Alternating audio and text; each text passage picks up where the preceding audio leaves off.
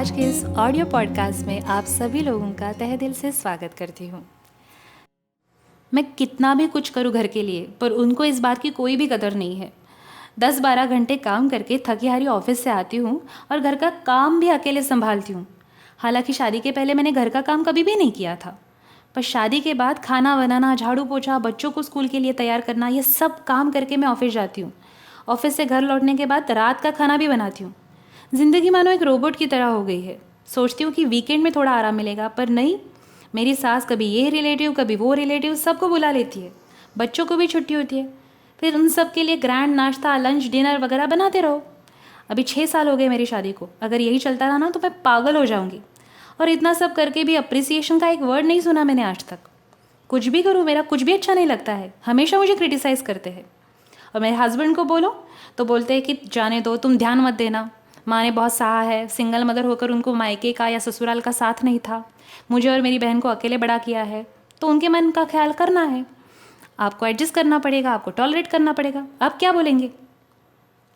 मेरी client Aishwarya irritate होकर रोते हुए अपने घर की कहानी बता रही थी। मैंने 2 मिनट ऐसे ही जाने दिए। ऐश्वर्या के हाथ में पानी का ग्लास थमाया और फिर पूछा, फिर किसी डोमेस्टिक हेल्पर की मदद क्यों नहीं लेती हो? वही तो, ऐश्वर्या बता रही थी। मैंने तो यही कहा था कि रसोई बनाने के लिए, घर के कामों के लिए किसी को रख लेते हैं, पर नहीं, हमारे घर में ये नहीं चलेगा। हम किसी और के हाथ का खाना नहीं खाएंगे। हमने भी नौकरी करके बच्चों को और घर को संभाला है। आजकल की लड़कियां देखो, थोड़े से काम में ही थक जाती है। 100 बातें सुननी पड़ी मुझे। कभी किचन में हेल्प करने के लिए हस्बैंड को आवाज़ दूँ तो मेरी सास बोलती है, अरे उससे क्यों परेशान कर रही हो, मुझे बताओ, मैं करती हूँ। एक ही तो वीकेंड उससे मिलता है, उसे आराम करने दो। यही बात मुझे खटकती है। अपने बेटे की परवाह है पर बहू की परवाह नहीं है। और फिर थोड़ी सी हेल्प करने के बाद दिन भर जताती फिरती है। काम करने की वजह से यहाँ दर्द हो रहा है, वहाँ दर्द हो रहा है, ये बताती फिरती है। सब लोगों को लगता है कि बहू सास से काम करवाती है। मेरे हस्बैंड भी मुझे बोलते हैं कि जो काम करना है मुझे बताना, माँ को कुछ मत बताना। माँ का ख्याल है पर मेरा ख्याल नहीं है।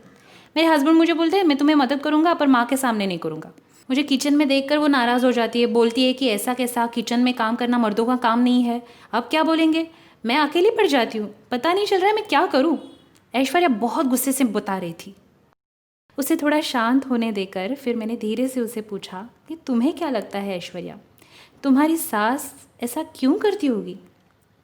ऐश्वर्या गहरी सोच में पड़ गई और फिर सोचते हुए बोलने लगी कि अरे वो क्या है ना, जैसे मेरे हस्बैंड ने मुझे बताया कि मेरी सास जब भी बहुत यंग थी तभी उस यंग उम्र में उनके हस्बैंड, मतलब मेरे ससुर, उनकी एक कार एक्सीडेंट में डेथ हो गई।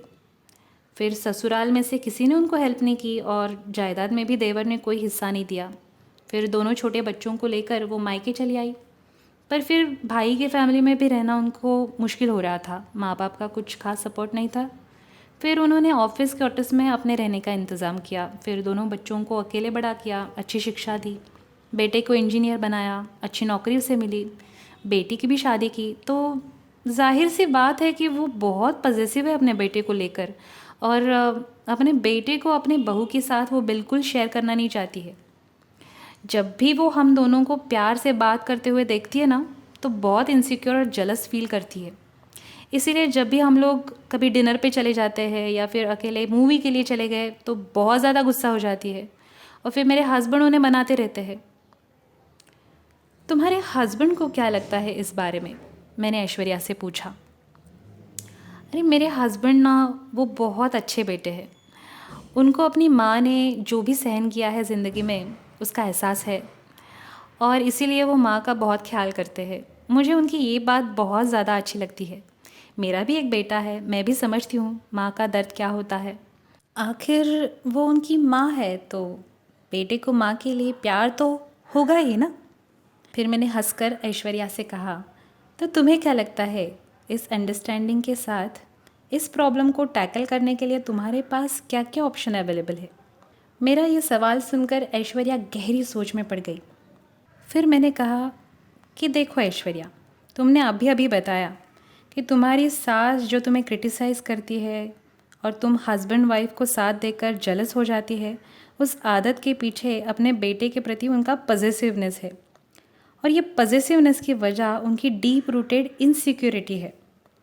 तो उनको सिक्योर फील करवाया कैसे जाए? ये प्रॉब्लम अगर उनको सिक्योर फील करवाया तो शायद ख़त्म हो सकती है। तो उसके लिए हम लोगों को क्या करना पड़ेगा? ऐश्वर्या गहरी सोच में डूब गई। मुझे पूरा यकीन हुआ अब ऐश्वर्या अपनी प्रॉब्लम को एक नए नज़रिए से देख रही थी। अपने आप की प्रॉब्लम को सास के नज़रिए से देख रही थी। उसके मन में सास के व्यवहार के प्रति अब एम्पैथी तैयार होने लगी थी। फिर ऐश्वर्या बोली कि सच है, मैंने आज तक उनके बारे में सोचा ही नहीं था, सिर्फ अपने बारे में सोचती रही। पर अब मैं मेरी सास को सिक्योर फील करने का प्रयास ज़रूर करूँगी। मैं उन पर गुस्सा हो गई थी, इसीलिए जानबूझकर उनका मनपसंद खाना भी नहीं बनाती थी, या फिर उनको बार बार उनके डाइट या फिर उनके बढ़े हुए वेट को याद दिलाकर खाते वक्त टोकती थी। मेरी सास जितना प्रयास करती थी ना बेटे को अपनी तरफ खींचने का, मैं जानबूझकर मेरे हस्बैंड को मेरी तरफ खींचने का प्रयास करती रहती थी ताकि उनको ज़्यादा तकलीफ़ हो। और ये कंपटीशन चली रहती थी हमारे घर में, हमारे बीच। मैं अभी इसे ख़त्म करना चाहती हूँ। बहुत अच्छी बात है ऐश्वर्या, मैंने हंसकर कहा। रिश्ते में ना एक भी व्यक्ति अगर अंडरस्टैंडिंग के साथ काम ले तो वापस से अपना रिश्ता सुंदर और मजबूत बन सकता है। I am proud of you Aishwarya, मैंने कहा। कुछ दिन बाद एक दिन ऐश्वर्या से मेरी मुलाकात हुई। वो बहुत खुश लग रही थी। उसने कहा कि अब सास के व्यवहार के पीछे की अंडरस्टैंडिंग होने की वजह से उसे सास का बर्ताव ऐसा क्यों हो रहा था इसकी समझ है। ऐश्वर्या ने बताया, मुझे भी एक बेटा है, मैं मेरी सास का दर्द समझ सकती हूँ। अभी जो व्यक्ति दर्द में है और जिसे लगता होगा कि मैं उनके दर्द का कारण हूँ, तो भला वो मेरे प्रति प्यार कैसे दिखा सकती है। इसीलिए अब मैंने जानबूझकर छोटी छोटी बातों में उनको अप्रिशिएट करना चालू कर दिया है।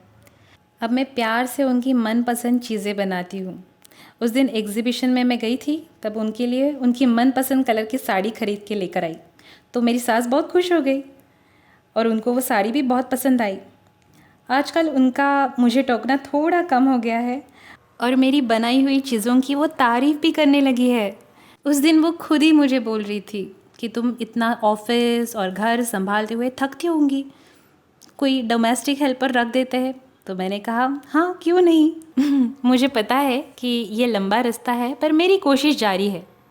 मैंने खुश होकर ऐश्वर्या की पीठ थपथपाई और उसे गले लगाया।